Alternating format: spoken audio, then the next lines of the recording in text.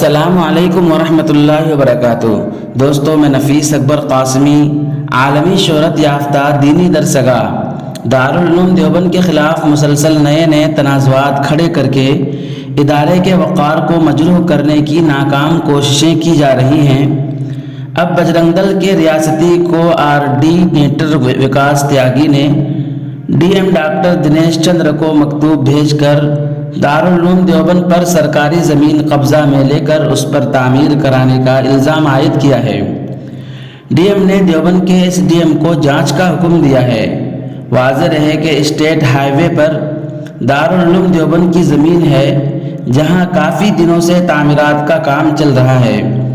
اسی سلسلے میں ہفتے کو وکاس تیاگی کے ذریعے ڈی ایم کو دیے گئے شکایتی مکتوب میں کہا گیا کہ اسٹیٹ ہائی وے پر واقع کھسرا نمبر 3811 کی تقریباً 500 میٹر زمین سرکاری زمین ہے جس پر دارالعلوم کے ذریعے قبضہ کر کے غیر قانونی تعمیرات کرائی جا رہی ہے۔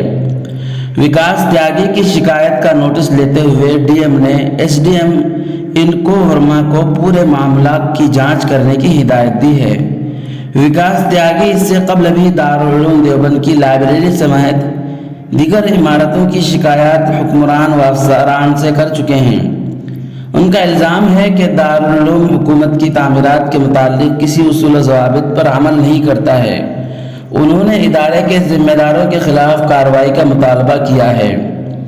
وہیں ڈی ایم کی ہدایت پر S D M Ankur Verma موقع پر پہنچے اور دارالعلوم کو نوٹس بھی بھیج کر وہاں جاری تعمیراتی کام رکوا دیا۔ ایس ڈی ایم نے بتایا کہ شکایات کی بنیاد پر جانچ کرنے تک تعمیراتی کام کو رکوا دیا گیا ہے اور دارالعلوم دیوبند کو 10 جنوری تک اپنے دستاویزات کے ساتھ اپنی وضاحت دینے کے لیے بلایا گیا ہے۔ ادھر دارالعلوم دیوبند کے نائب محتمم حضرت مولانا عبدالخالق مدراسی صاحب کا کہنا ہے کہ ڈی ایم سے کی گئی شکایت اور نوٹس ملنے کا معاملہ ان کے علم میں آیا ہے۔ اس بارے میں معلومات کی جا رہی ہے۔ یہ تمام الزامات پوری طرح بے بنیاد ہیں۔ دارالعلوم دیوبند اپنی زمین پر ہی تعمیرات کرتا ہے۔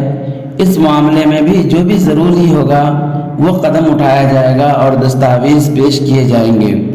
دوستو، ویڈیو کے تعلق سے آپ کی کیا رائے ہے ہمیں ایک پیارا سا کمنٹ کر کے ضرور بتلائیں۔